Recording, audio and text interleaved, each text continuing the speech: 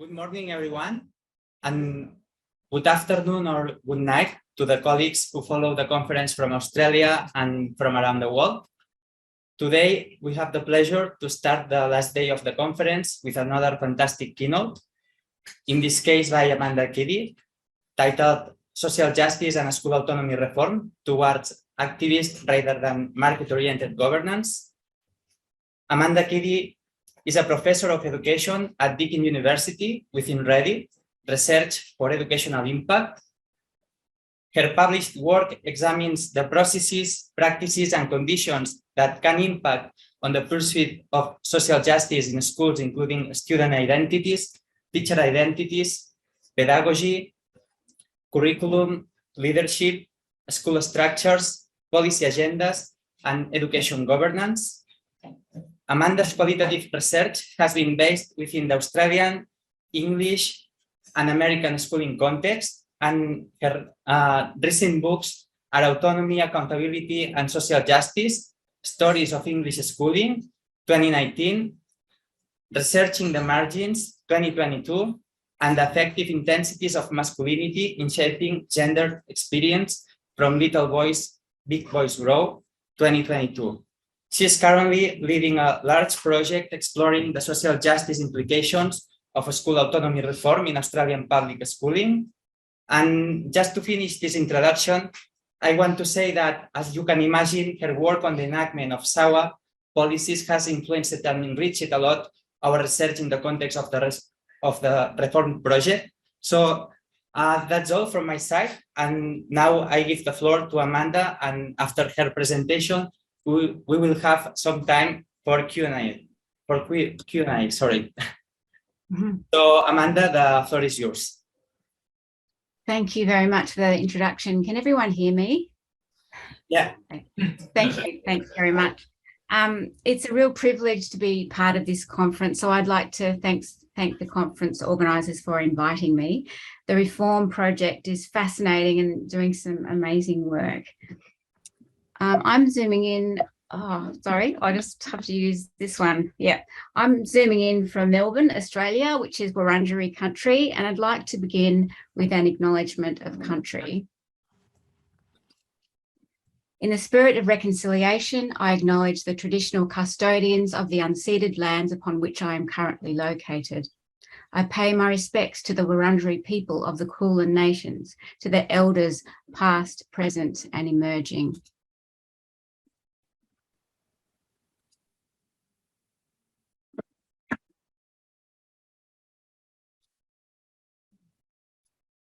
Sorry, I'm just playing around with him. So recently our research team, who I will introduce later, hosted an international conference, and we asked attendees to respond to the question, what needs to happen for school autonomy to be mobilised to create more equitable public schools and systems of education? In my research, I've tried to foreground stories of schools mobilising their autonomy in socially just ways, whether in the context of academisation in England or the independent public school system initiative in Australia. This reform, of course, similarly purports to give schools greater independence from state governance. However, autonomy is always shaped by the systems of governance within which it operates. So a better question to ask is, how can systems of governance support schools to mobilise their autonomy in socially just ways? Now, we know that decades of research has shown us that school autonomy reform creates further inequalities at school and system levels when it's driven by the logics of marketisation, competition, economic efficiency, and public accountability. These logics have resulted in a major shift away from the public purposes of education, which are about preparing young people to be active and critical citizens, to those more aligned with the private purposes of education, which are about credentialism and preparing young people to be competent and productive workers. In the following slides, what I'd like to do is to examine the social justice implications of these logics in relation to what it means to be a successful student, teacher, and school leader, drawing on research in English and Australian schools.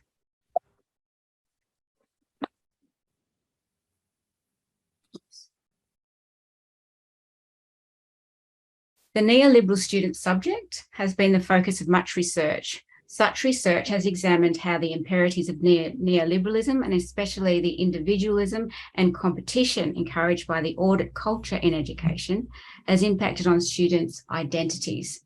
Students in today's classrooms are, to borrow a phrase from New Zealand researchers Nairn and Higgins, children of the market. That is to say, they are crafting their identities and making sense of their educational experiences in response to an existence of calculation, to borrow from Stephen Ball's work. And this involves organising themselves in response to targets and standards.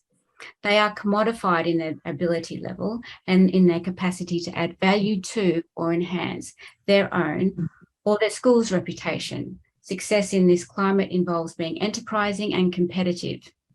It involves students achieving on the measures of success that count, namely high performance on standardised academic tests, so they can attain the requisite credentialing to achieve economic success beyond education. In one of my projects, I examined the ways in which neoliberal discourses of formative talk of high achieving students at one middle class primary school. Such examination, as in other research, drew attention to the ways in which neoliberal discourses have become naturalised and taken for granted in what counts as being a good student and a good citizen. So these comments are from Rebecca, who is in Year 6, and they refer to her performance in the junior national maths competition. So she says, I got a bronze medal and I was annoyed because I didn't get the silver.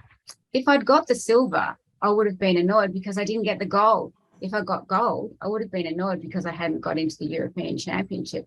If I got into the European Championship, I'd be annoyed because I didn't win. If I did win, I'd be annoyed because my handwriting wasn't neat enough. It's like I appreciate it, but then I think about all the stuff I could have done better, and then I just end up being annoyed. So Rebecca described herself to me as a really bad perfectionist, as someone who's never satisfied with her performance, no matter how good. In these comments, we can see an existence of calculation in relation to Rebecca valuing herself in reference to external measures of success.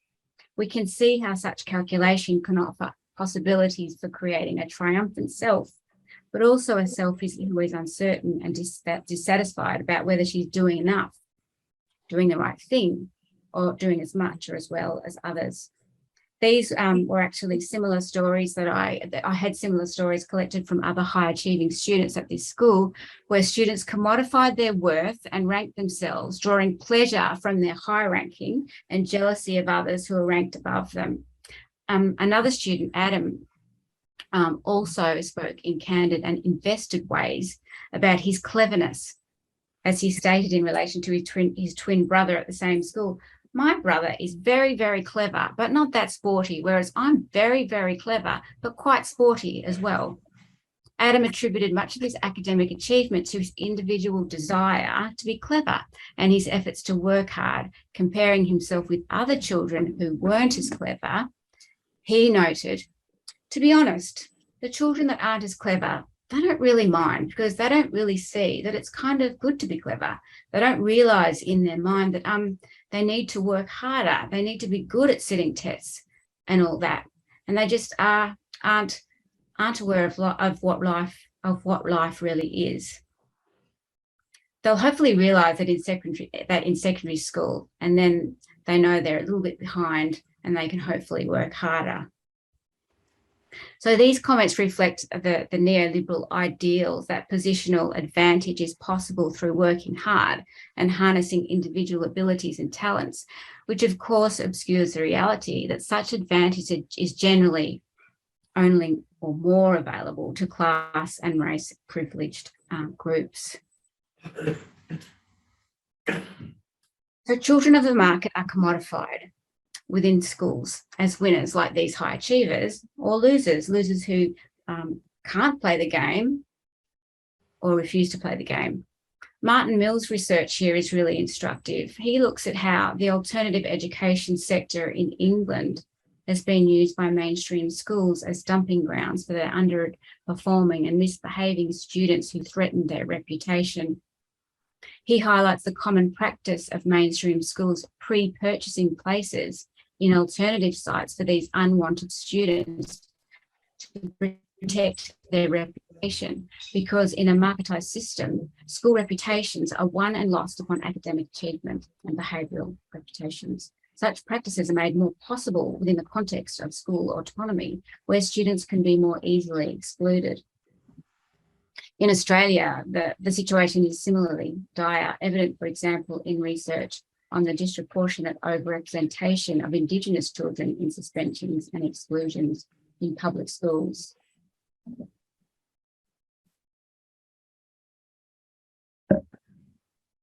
It is also important, however, to foreground how students in schools are not just directing their entrepreneurialism towards academic targets and competition with each other.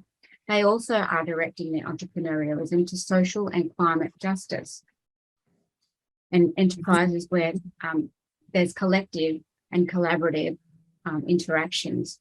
This is, of course, not new, and it builds on curriculum in schools, but it's worth highlighting as student entrepreneurialism that builds on social justice or supports social justice.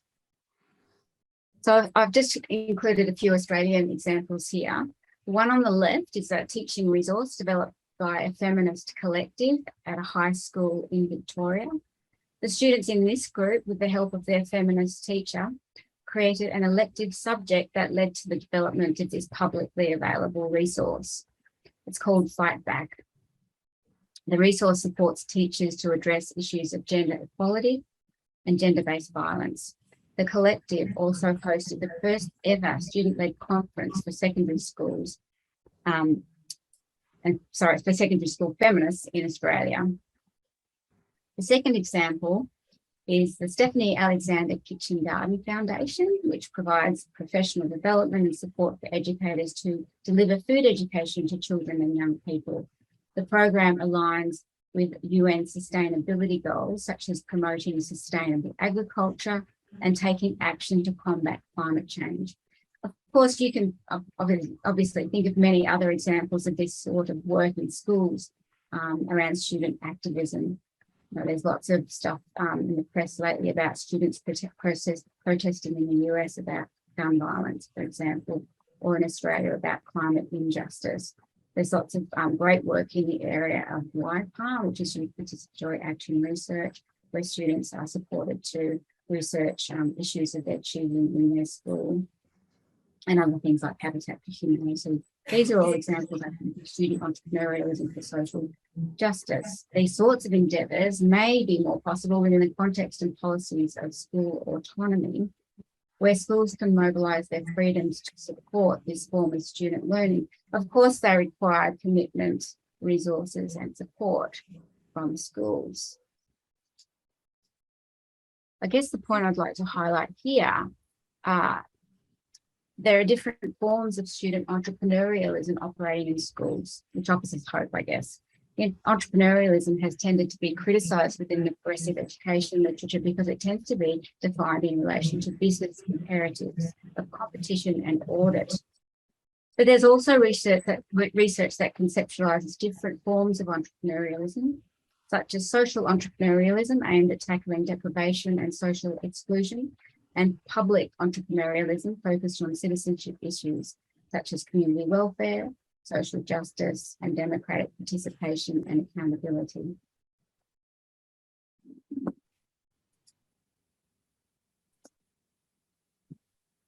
So teachers, like students, are also of the market. A key concern here is the ever-increasing and untenable workload demands for teachers associated with school autonomy reform, namely the accounting expectations of the audit culture. A recent paper in Australia described this as a tsunami of paperwork. This has led to a decline in teacher motivation, poor health and wellbeing, and difficulties retaining and attracting teachers to the profession. There's also concerns expressed about the increasing contractualisation of the teaching workforce and the precarious nature of contractual status within increasingly devolved contexts. These sorts of conditions have led to teacher shortages. The teacher shortage in Australia, for example, has reached crisis levels. Teaching, it is argued, is no longer an attractive profession for many people. Survey after survey of teachers show that the joy of working with children has been sucked out of schools. These issues are related to how teaching has been deprofessionalised and reprofessionalised around markers of success that count or have been counted. Stephen Ball's classic work entitled The Teacher's Soul and the Terrors of Performativity, published nearly 20 years ago, seems still to ring true. Teachers are commodified in their capacity to add value to or enhance their own and their school's reputation, and they continue to experience anxiety around the constant and ever-changing judgments and surveillance of their work.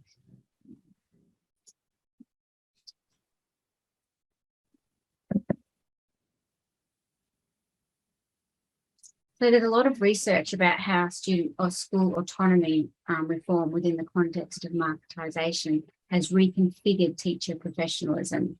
This climate is said to produce and value an entrepreneurial teacher professional who is driven by competition and concerned with meeting targets and outputs. This version of professionalism is associated with a mistrust of teachers and a degrading pedagogy and curriculum to a teach to the test mentality. And it's positioned in opposition to the intellectual criticality, creativity, and autonomy of traditional professionalism.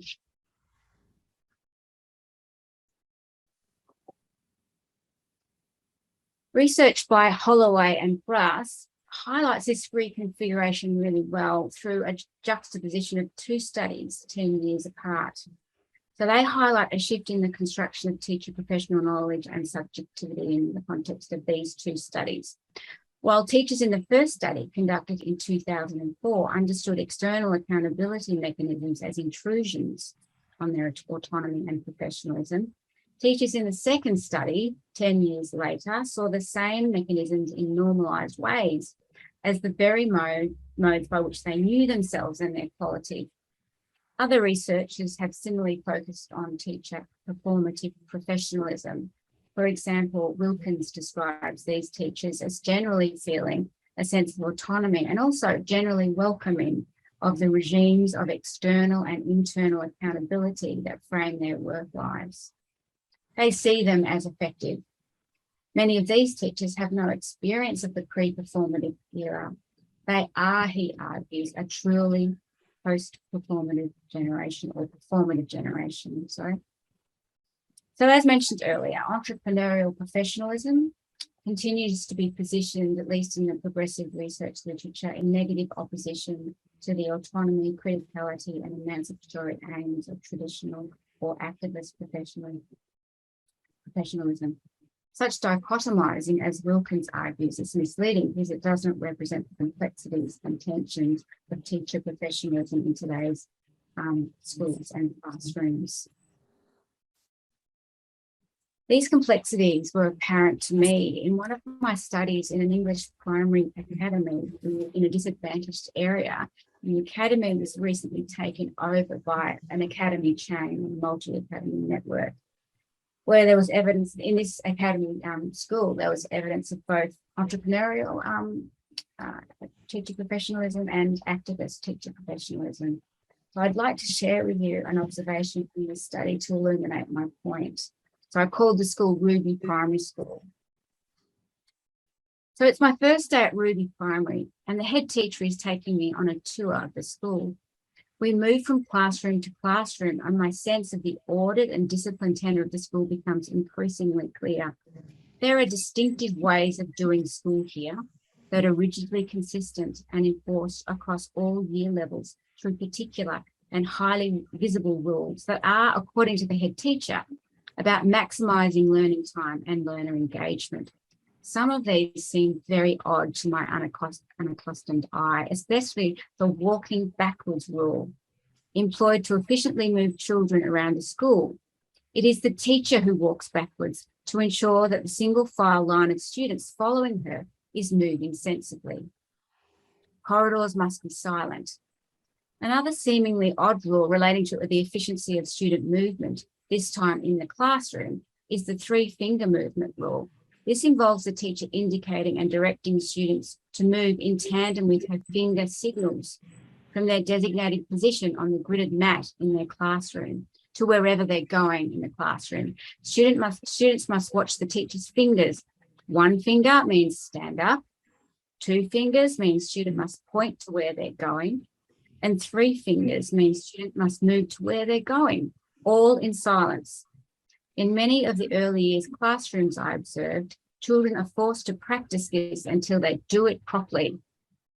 Another highly visible rule across all year levels is SLANT, which is an acronym meaning sit, look, answer and ask and answer question, nod and track the speaker. On my tour around the school, children are constantly directed to place their bodies in the slant position with their back straight, fingers clasped together while they pay 100% attention to the speaker, who's invariably the teacher. My observations in this school of classroom management reflected a military-style precision where student behaviour and learning were extremely controlled and regimented. The idea was that the children always knew exactly what to do and they always had something to do, so there was no time to mess around.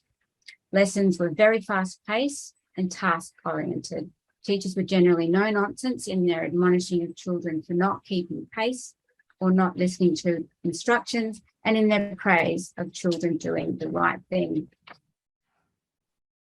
I wonder, is this the sort of degraded pedagogy that we refer to when we criticise how the marketisation of schooling has changed teacher practice? Certainly, these teachers at this school didn't think their pedagogy was degraded, quite the opposite. They would align their pedagogies with social justice.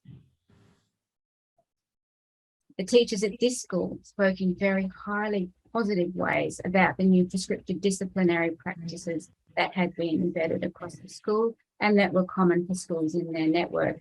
As one teacher noted, every teacher is consistent in the same approach. Everybody is very much singing from the same hymn sheet, if you like. We all do the same. We all have the same expectations. And another teacher said, it's like a unity across the school. That's what I really love. Everyone has the same expectations. Everyone has the same behaviour management policies. There's no differentiation. This is what happens and they know that, and everyone has got to apply it. Without it, those kids will struggle.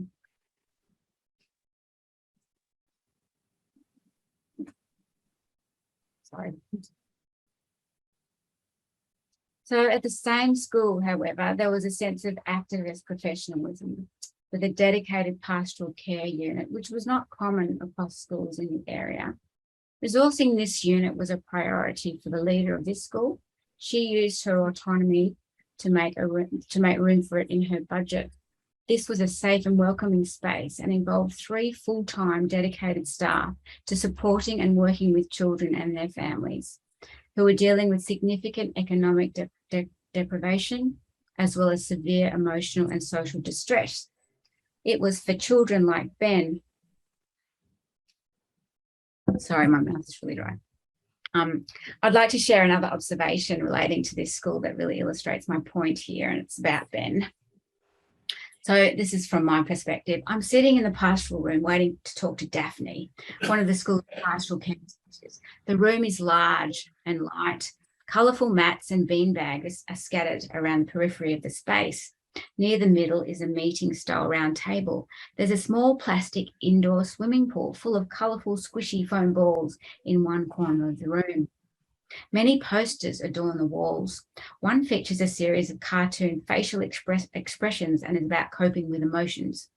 Another details the school's parenting program. As I wait, a young boy looking neat and tidy in his uniform knocks on the door and comes into the room. Do you know where Daphne is? He asks. I say I don't. I'm just going to leave these for her, he replies. And with a grin, he opens his hand and reveals 4 sticky jube sweets, which he places carefully on Daphne's desk. He runs out the door quickly. When Daphne comes in a bit later, she sees the sweets. She tells me they're from Ben, a boy in year 5 who is in foster care and recovering from a mental condition called pica, which I think it's pronounced, an obsessive disorder that led to him compulsively eating glue sticks. She tells me the school had a terrible time the previous year trying to hide all the glue sticks from Ben. Daphne informed me that this condition stemmed from severe parental neglect that Ben had experienced. For example, being left on his own for long periods and being permitted to roam the streets. One day, he was found on the roof of a building near the town centre in the early hours of the morning with a few other children. According to Daphne, Ben's mum doesn't want him, so he's staying with a foster family. She described Ben as more on track now, given the ongoing and intensive support of the pastoral care unit. So this is the story. It's from Daphne's perspective, and it may be problematic in some ways in terms of her seemingly deficit view of Ben and his parents. I guess the point here that I'm trying to make in presenting these two stories at the same school is to illustrate the complexities and tensions of teacher professionalism in schools and classrooms, and that entrepreneurial professionalism exists alongside the more exist alongside the more emancipatory focus of traditional or activist professionalism, and they both arguably can support social equity goals.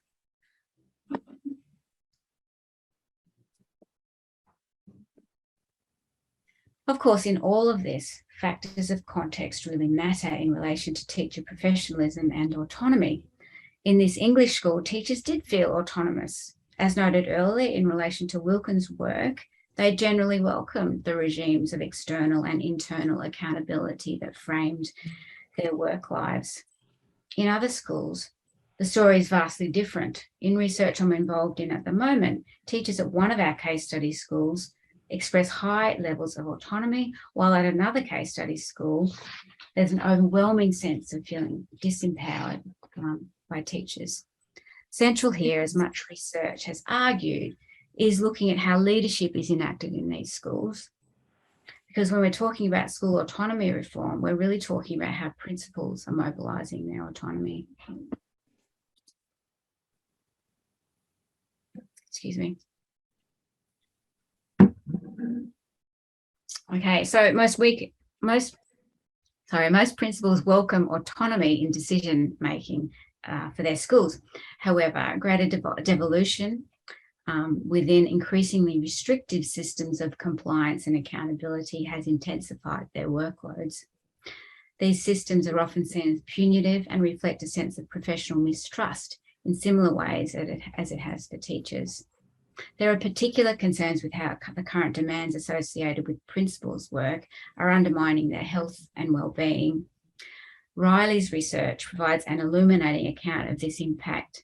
He points to the high incongruity between the number of tasks principals are required to do and the time available to perform these tasks and the emotional demands of the job. The health and well-being impacts of these demands are well recognised and extremely worrying, and bear out in principals' experiences of poor general health, high levels of physical and mental fatigue, and high levels of stress and depression. There are long-held concerns expressed about principal shortages for these reasons. Victorian principals in Australia, for example, are bringing their retirement forward due to exhaustion and burnout, and they're warning that the job has become so demanding that few teachers are aspiring to the role.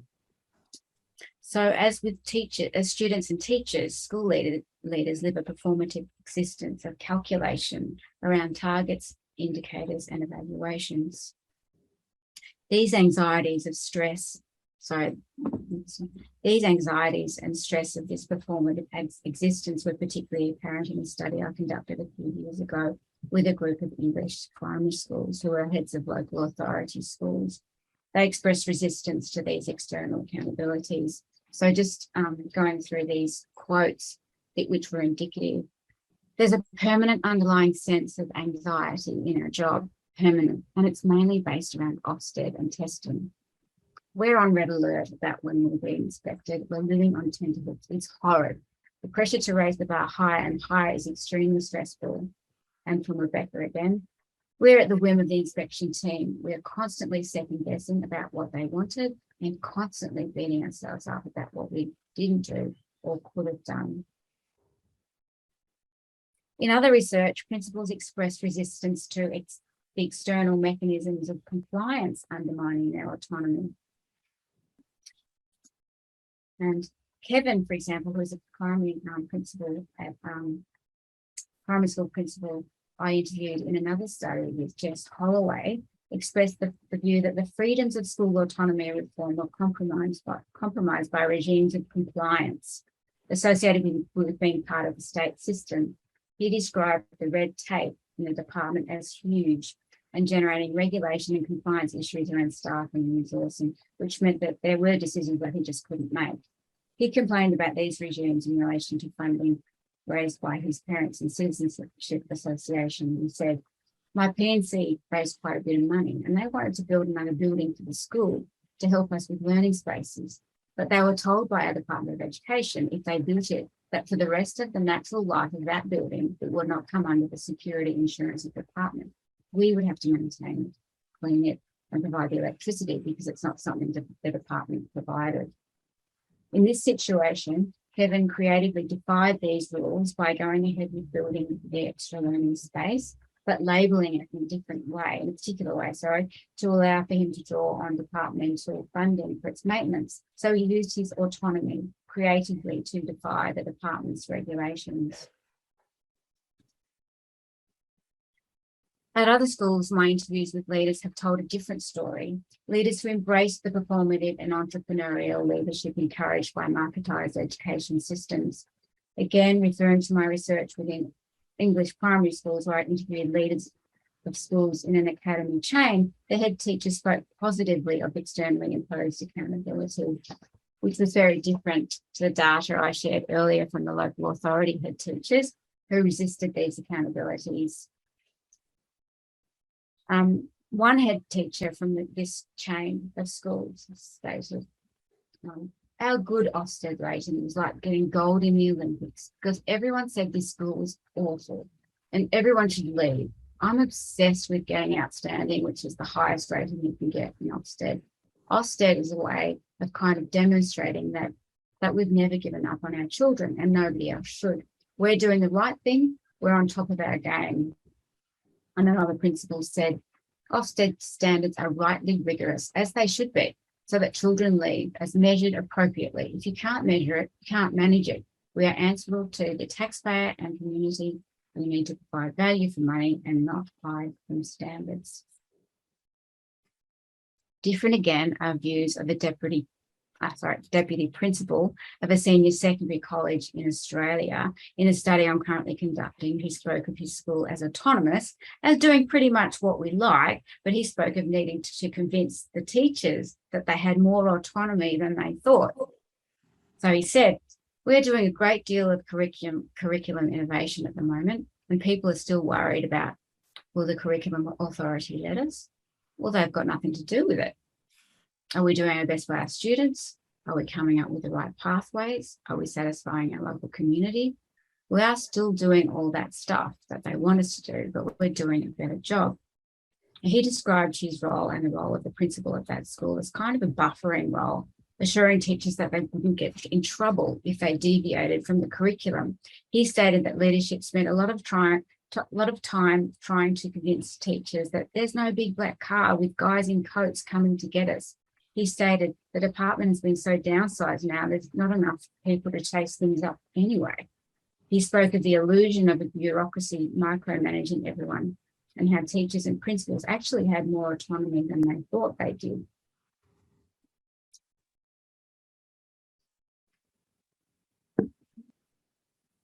So these quotes speak to very different views of leaders about the market logic shaping school priorities and the different ways they're thinking and enacting their autonomy as leaders. As with teachers, school leaders are compelled to adopt an entrepreneurial professionalism of competition, standardisation and compliance, but this doesn't mean that they cannot work in ways that align with activism, criticality and social equity goals, or navigate compliance in ways that support their school's needs. School leaders clearly navigate changing policy demands in ways that reflect a continuum of compliance, moderating performative and competitive excesses of current reforms. Principal autonomy clearly varies according to context. It is contextual and plural. I really like the well-recognised work of Annette Gordon and Stephen Ball, who offer a heuristic device to examine the contextual factors in schools that matter in how reforms like school autonomy are taken up, and I've used their work quite extensively, and I'm really pleased to see it mentioned in Tony's presentation yesterday. But basically, there's 4 parts to this heuristic. So situated factors, which involve student intake, school histories and setting, professional context such as values, teacher commitments and experience, and policy management in school. And I would argue there leadership as well, although leadership permeates all of these factors. Material conditions, for example, staffing, budgets, building, technology and infrastructure, and external context, such as a school's relationship to the broader external measures of performance, like in England, the local authority, or Ofsted ratings, and standardised kind of legal requirements and responsibilities. So such contextual dimensions for Braun and others, are active forces that dynamically intersect with policy imperatives and expectations and impact on schools' differential capacities for coping with policy and assembling school-based policy responses. So there's lots of research that highlights the ways in which entrepreneurial leadership within the context of devolved systems has been mobilised to generate injustice. You probably know these pretty well. There's, of course, gaming the system. In a marketised system, schools are in competition with each other, and this encourages schools to play the system and look good on external measures through, for example, schools tacitly excluding more needy students, usually those who are socially or academically disadvantaged. School autonomy within this context has also led to a reducing of specialised equity programs such as ESL or EAL support, which may force students to go elsewhere. Entrepreneurial leadership can be mobilised in managerial ways that undermine teacher professional autonomy and student agency. Also, the reduced capacity of the state within devolved education systems has opened up spaces for philanthropic and corporate involvement in school governance, and Bob Lindau's research is very instructive in this respect. This may provide schools with more resources, but there's usually strings attached that prioritise business rather than educative imperatives. There's also the matter of funds mismanagement by school principals, which is not necessarily associated with entrepreneurial leadership, but is more possible, it's argued, within devolved systems where there's less accountability. In England, this has been a particular problem, and Pat Thompson's book, School Scandal, Blowing the Whistle on Corruption in Our Education System, is a really important book in this regard. So corruption's also been a problem in Australian schools, and the Victorian schools. In our current study on school autonomy reform in Australian schools, we didn't really find this. Rather, we found that many principals, especially early career principals, lack the requisite skills and capacity to manage their school budgets effectively and equitably for their students. There's also a lot of research that highlights how principals mobilising of entrepreneurial leadership within the autonomous systems can support social justice. This might be what Woods conceptualise, as I noted earlier, social entrepreneurialism or public entrepreneurialism. This might require, may require what Michael Fulham terms as moral leadership, where school effectiveness is not reduced to narrow academic measures, but equally focuses on preparing young people to be active and competent citizens. Indeed, it's an imperative that moral leadership is required for social justice. And this involves things like productive and activist engaging pedagogies that nurture student criticality and culminate in activist projects, as mentioned earlier in this presentation. It involves directing more resources to particular student groups who require targeted support, like Indigenous students and PSL learners. It involves creating more opportunities for relevant and targeted professional learning for teachers. It involves creating collaborative and collegial school networks where leaders and educators can share professional learning and support. It involves targeted staffing to cater to the specific needs of students. It may involve partnerships with philanthropy, while of course not unproblematic. There's some great examples of how this has worked for social justice. For example, a school in Victoria was designed as part of a government initiative to revitalise schooling in disadvantaged areas. It drew on generous government funding subsidised by ongoing philanthropic support to create an alternative holistic education for its migrant and refugee community. And it may involve more efficient use of resources. For example, where school principals can employ local support staff.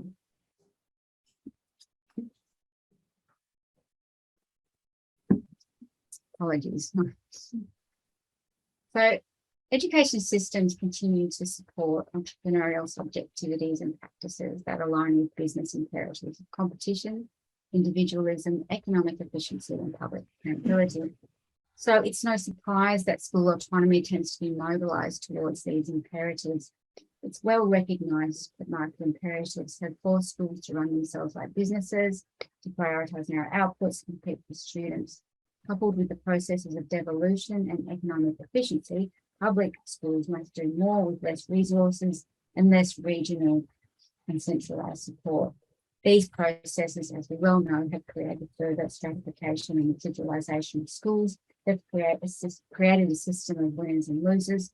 The winners tend to be the schools in affluent areas where students are already advantaged with the requisite cultural capital for schooling success, and where parents can supplement school budgets. The losers tend to be the schools in rural, remote, and disadvantaged areas where students do not have this capital, or parents who are able to provide extra funds. So these imperatives exacerbate these existing inequalities. Education systems are not equitable to start with. Affluent schools in affluent suburbs are much more able to mobilise their autonomy in productive ways than disadvantaged schools. So back to the first question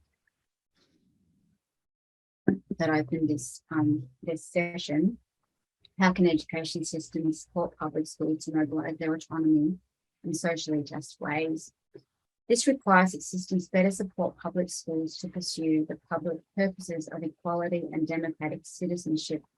It doesn't involve altogether removing the market norms driving education systems, as Nancy Fraser argues in relation to this issue. It's important to subject both market and non-market norms to critical scrutiny in relation to their capacity to support social justice, given that marketisation, while generating negative effects, can also generate positive effects.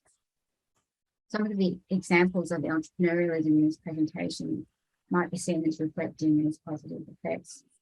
In the context of school autonomy, education systems must intervene to renegotiate the balance of centralisation and decentralisation to benefit schools to mediate the negative effects of devolution.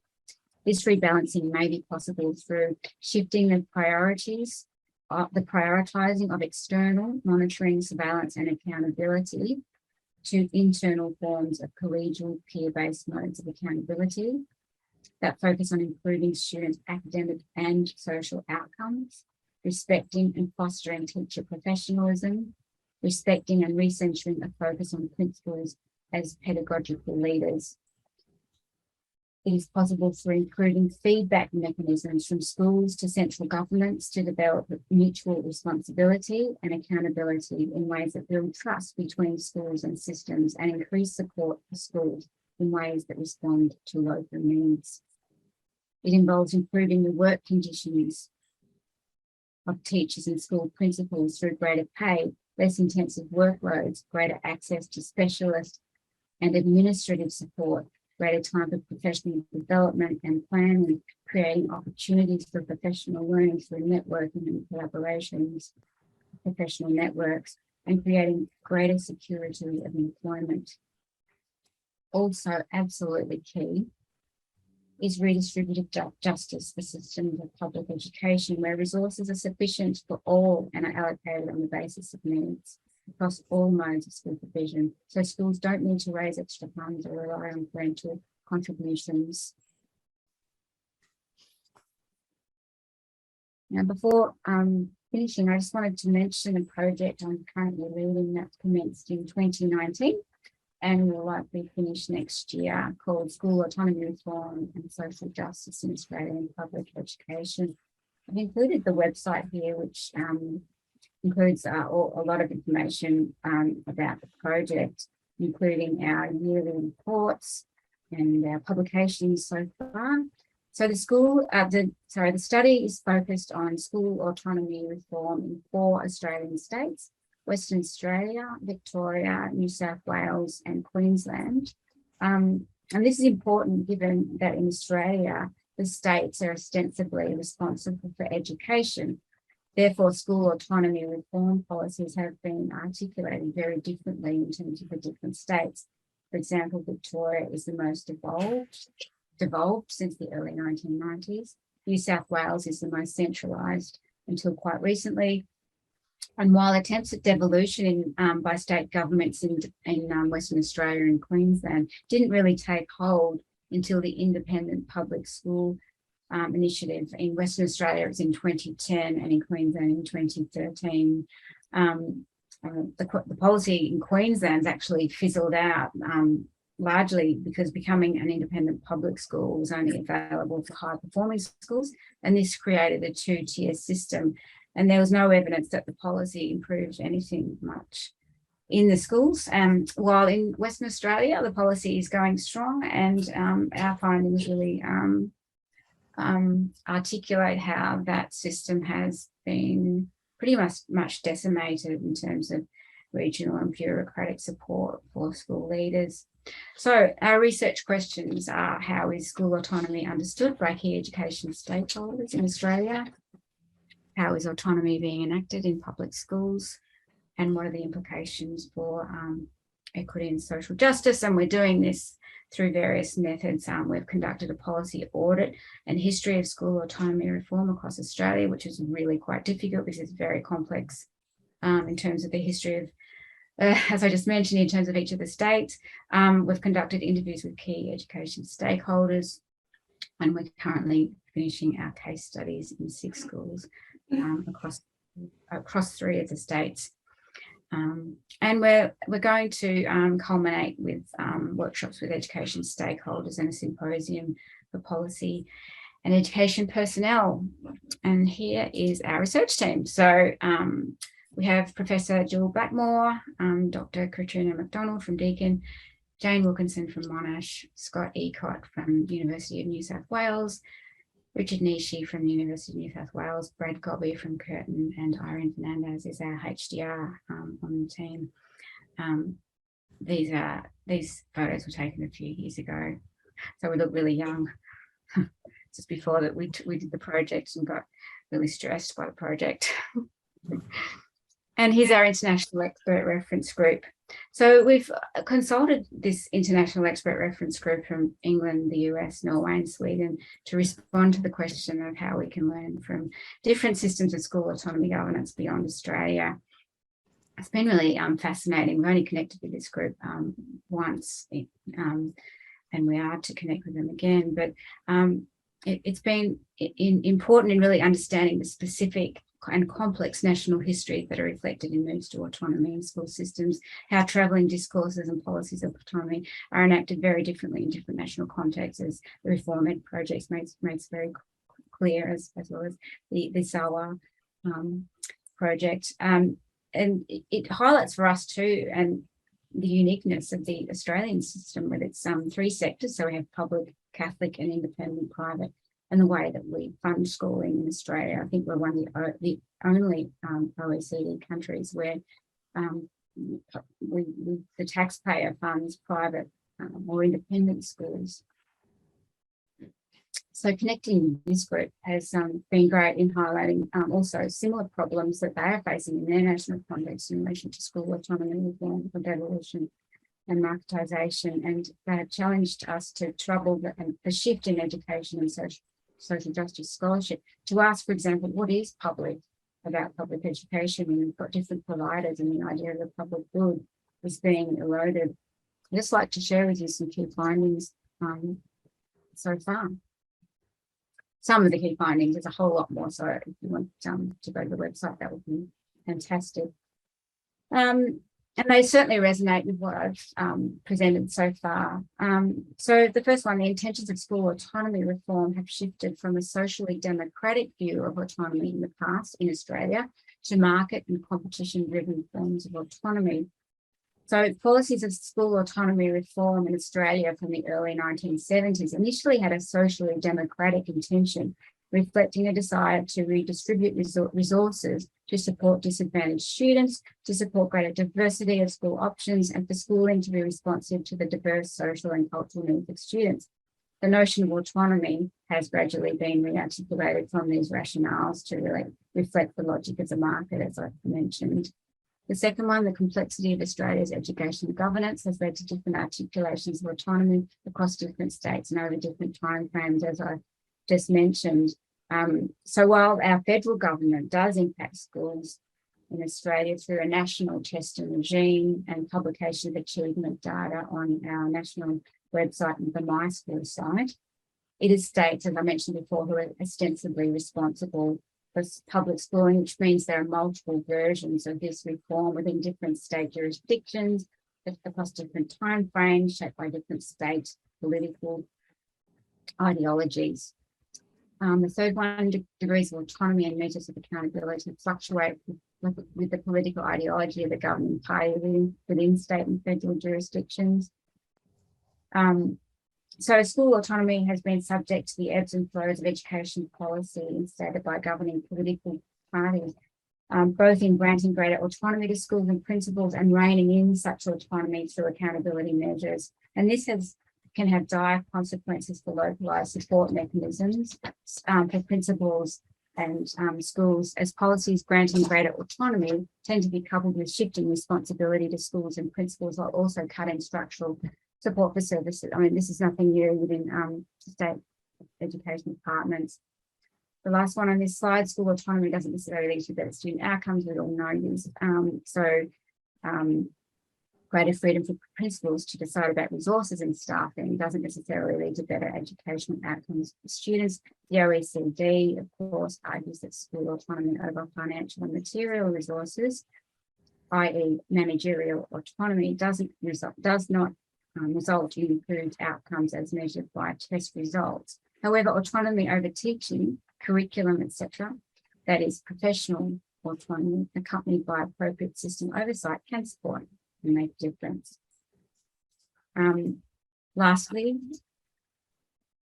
school autonomy is viewed differently by different stakeholders. We found the different stakeholders, so we interviewed politicians, education bureaucrats, union leaders, principal organisation principals, and academics. They view autonomy in vastly different ways. Politicians and education bureaucrats, for example, tend to view autonomy in managerial ways with a prioritising of resource administration, performance indicators, and outputs. School autonomy doesn't necessarily lead to teacher autonomy, as I've sort of explored in this presentation. School principals experience and impact school autonomy differently depending on their levels of experience and the context and profile of their school. I've also focused on that in this presentation. And we found that career stage and level of experience have an impact on the way that principals are able to leverage their autonomy to benefit their students and communities. Experienced school principals are often better able to manage and navigate systemic constraints than earlier career principals will. They cannot avoid those constraints. And lastly, practices of competition and individualism shaping education systems constitute school autonomy in ways that undermine equity at the system level. So practices of competition shaping education systems and constitute school autonomy in ways that can create greater equity for students in some schools through forcing individual schools to prioritise themselves, but invariably that undermines equity for other schools for students in other schools, and gaming practices is one example of how that happens. And these practices, of course, threaten a collective approach to education as a public good. So that's all from me pretty much. Here are the references, and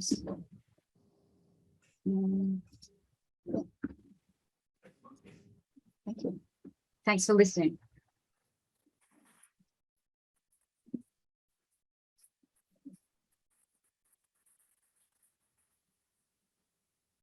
Okay, so thank you very much for this brilliant and fascinating presentation, Amanda. As I mentioned in the introduction, now we will collect a few comments and questions from the people in the room. And for those of you who are following the conference through Zoom, you can put also the questions in the chat if you want.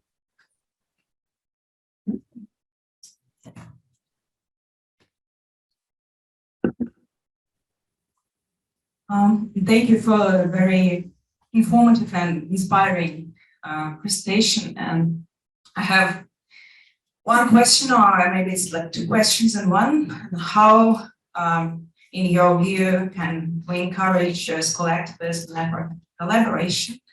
And if you encourage it from above, like by the state policies, doesn't it eventually become enforcement, and doesn't it ruin the productive social dynamic of the process?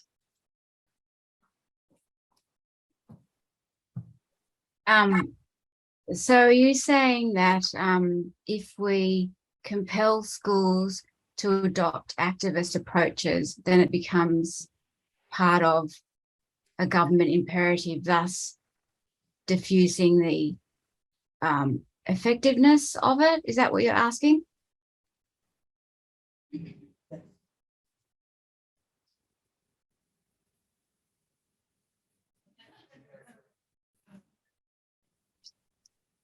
Sorry, I couldn't really hear you. Yes, that is the question. Okay, yeah, that's a really good question. I think the variety of ways in which social justice activism can articulate itself in schools is such that it may not need to be articulated in prescriptive ways if it responds to local issues and concerns that students are really concerned about. I think it can be done in ways that are localized, contextual, and really tap into what students are concerned about. Like, I've seen youth participatory action research work in really productive ways, which involves students researching a particular issue in their school context that is important to them. Having said that, I've also written a paper that's called The Schoolification of WIPAR, Schoolification of Youth Participatory Action Research. And that was from research I did in schools in the US, where the youth engaged in research, and that their findings of that research couldn't be actioned. So they did some research around the heteronormative policy of their dormitory policy, which basically the findings were, we need to open up the policy so that we can have girls and boys visiting each other at all hours. We need to open it up. That was the findings of the policy. And basically, as I say in this paper, that the school couldn't take up the findings of this research because parents would react negatively to it. Basically, what I'm saying is that within the context of schools, within the expectation and parameters of schools, there are some ways in which student activism has to be schoolified, I suppose. And that might be because, there's worries about how parents are responding, there's worries about politicians, how they might be responding. So you're absolutely right. I think in many ways, schools, they're hyper-rationalist, instrumentalist institutions, and they are expected by the public and parents and to do, a particular job. And if and look, we've had that in Australia recently. We've had school children going out and protesting around climate inaction of climate change. And we've had politicians saying, well, it's not the place of schools to be doing this. Conservative politicians saying it's not the place of schools to be doing this sort of stuff. Get back into your classroom. And then actually, when you look at the curriculum, citizenship education and environmental education actually supports that sort of learning. So I think there's an argument to say that it is supported by schools, but schools are schools, and they work within parameters as well. And look, that varies so much, doesn't it? I mean, you've got public schools who are doing, wonderful activist work, like I mentioned earlier in relation to the feminist collective in one of the high schools. They worked with the university and created this amazing resource. And that sort of thing happened at that particular school, and it probably wouldn't have been possible in another school. It had to have the energy, it had to have the feminist teacher that was really interested, etc. Thank you, Amanda. For the sake of time, maybe we can collect a group of questions. And I would like also to say, or to ask if you could present yourself before formulating the questions to Amanda, please.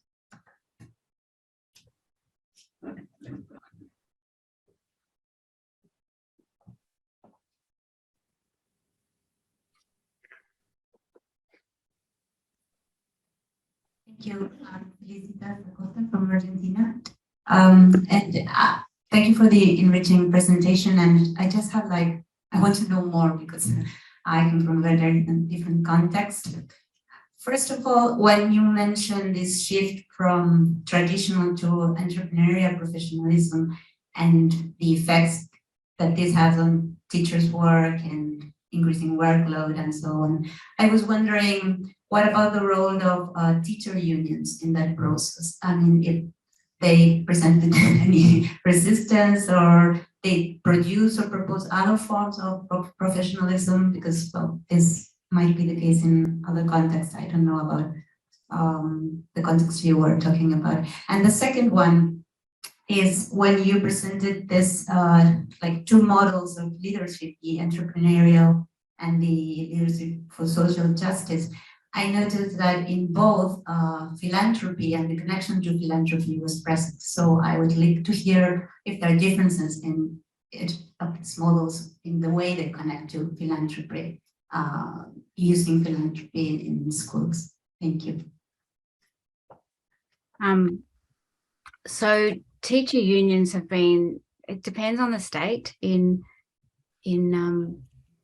Australia. So New South Wales has a particularly powerful teacher union. They've recently gone on strike about the work conditions of public school teachers in state.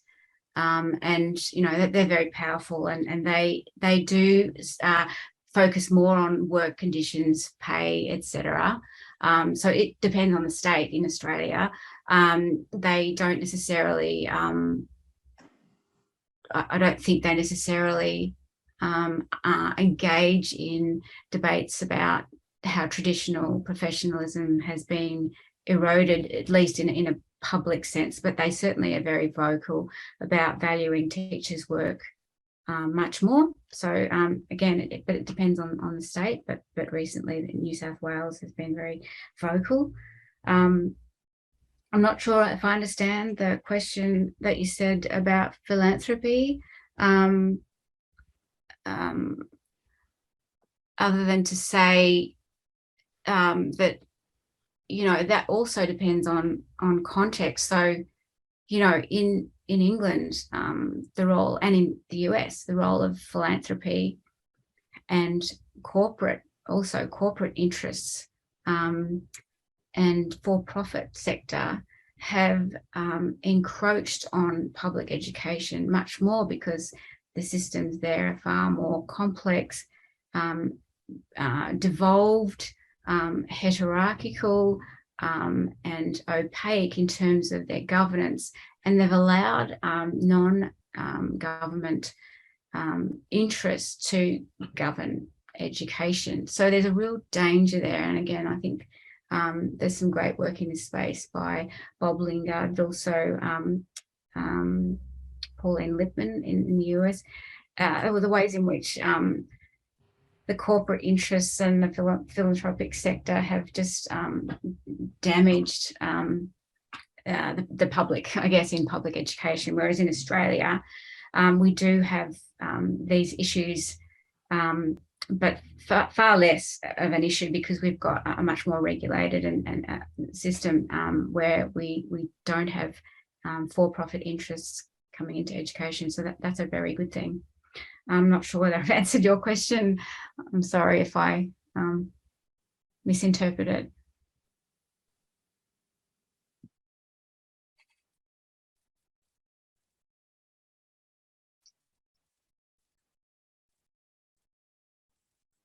Hi, Amanda. It's Bob Lingard, the University of Queensland. Hi, and Australian Catholic University. Amanda, Martin Lawn wrote a description of the system in England, and he called it a systemless system. And I wonder if you picked that up, particularly in the research in Australia, and the notion that your school autonomy means your entire focus is about your school, your community, and in competition with others. Did you get any sense from any principals or head teachers that there was this loss of the system and therefore a loss of a collective publicness about the system in which they functioned? And certainly in some work we did in Queensland, the principal's greatest criticism was that they felt they were left alone, an island with no surrounding system or collaboration possibilities across schools and so on. Thanks. Thank you, Bob. I don't know if there are other questions in the room. Can I just answer as we go? Look, because my head just I can't go. Just with the systemless system, it's a really good question, Bob. And I've never really kind of found, like, I think that is true to an extent, but say in England, for example, as the system disarticulated, there was all these forms of network governance taking its place, because whether it was instated by the government or informally created by organic networks that principals created because, crap, we've lost all this support, we need to kind of join up together. So, you know, it might be a systemless system in terms of the disarticulation, definitely, but I think in its place has been the organic, sometimes imposed, sometimes from the Department of Education in England, networks that have supported collaboration. Now, the imposed networks, and some of them in England are these teaching schools that lead, I don't know whether they still have them anymore. Some of those imposed networks aren't necessarily as productive as the more networks that are kind of organically created by principals. So I think you're right, there's a systemless system, but I think in its place, principals are developing support mechanisms, as they always have.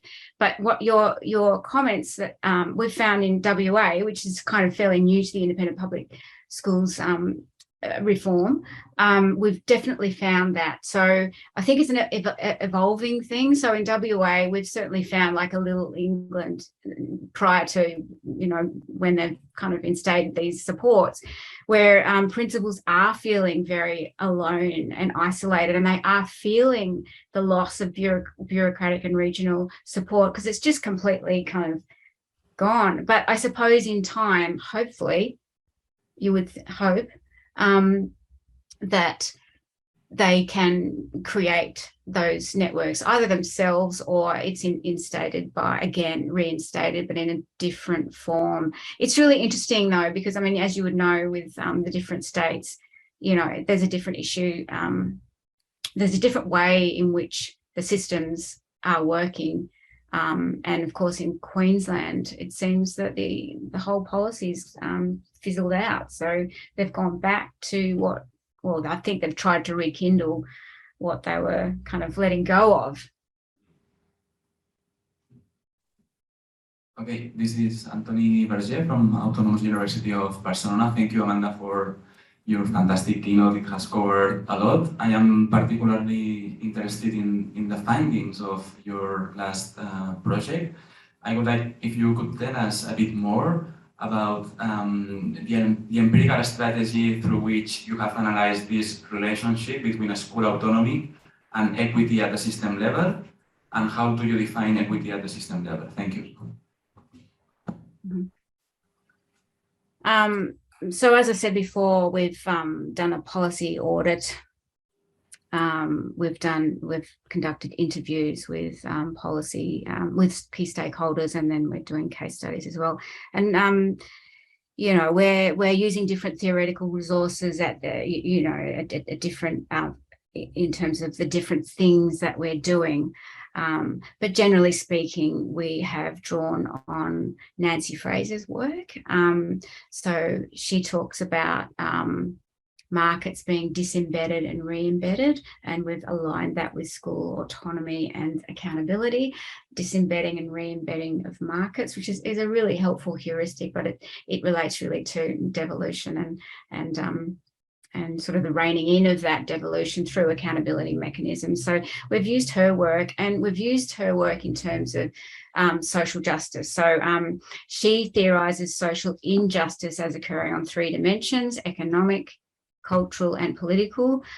For us, economic and political have been particularly evident in our work, certainly economic in terms of the maldistribution of the system of education in Australia. So we have a system, as I said before, that's inequitable at the start in terms of funds. So we're the only OECD country that publicly funds private schools. So in terms of economic maldistribution, and Fraser's notion that parity of participation will only occur if there's economic equality. So we argue that we need to, of course, as I said in my presentation, we need to redistribute resources within the system so that all schools on a needs basis, have the adequate resources.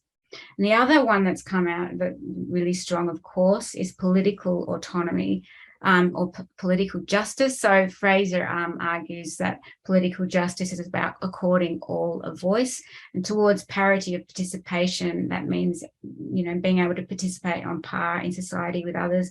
We all need to be accorded a voice. And we've found that a useful concept to theorize how autonomy is mobilized differently to silence some while giving voice to others.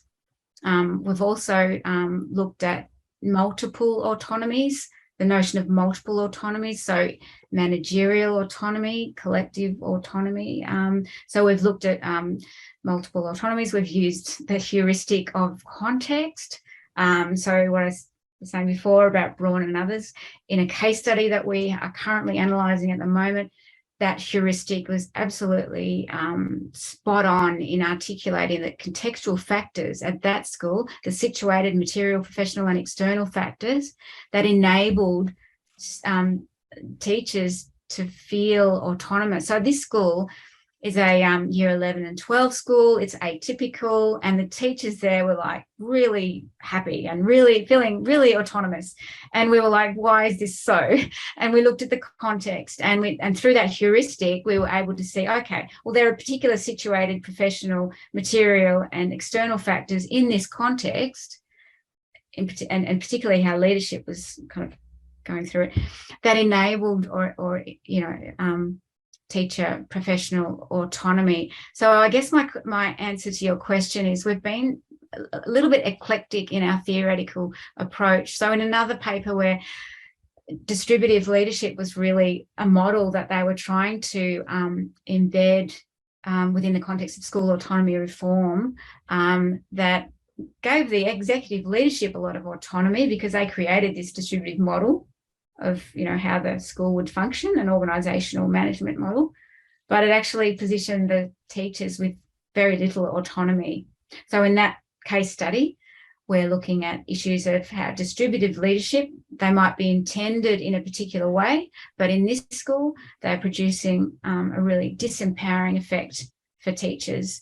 So there's different ways in which we need to drill down to each of the findings from each of the schools to think about the best theoretical resources to analyse the data.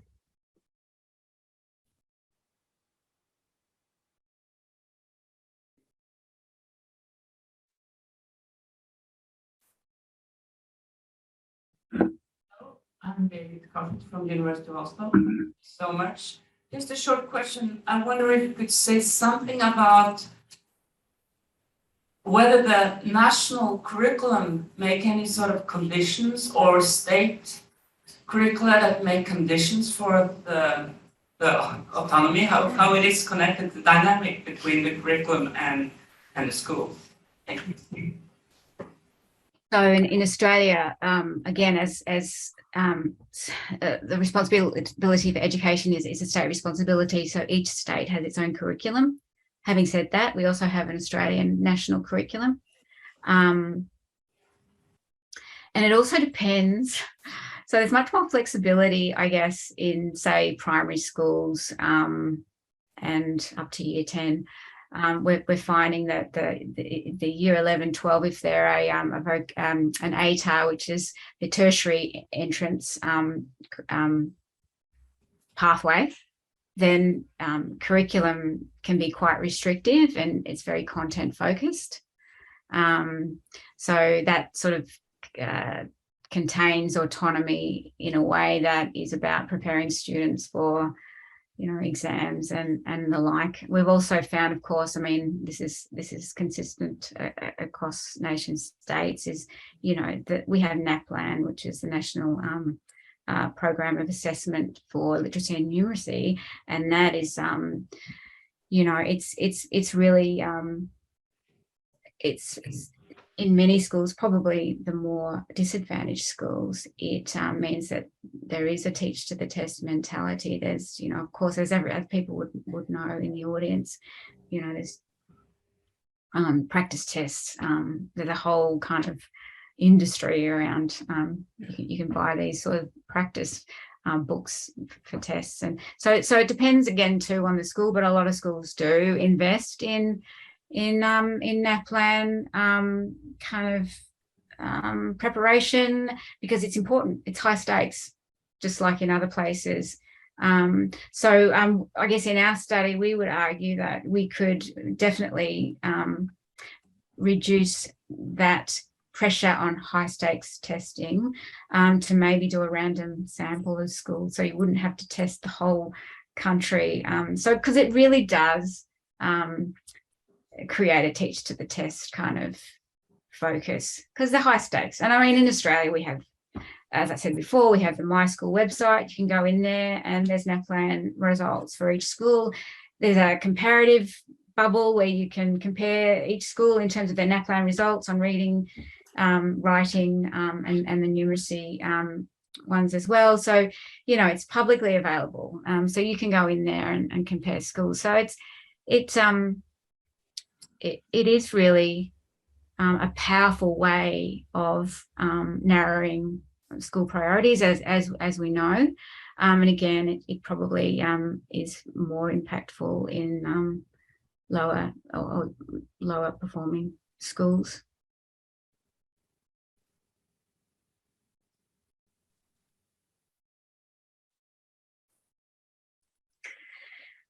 Is there any other question in the room?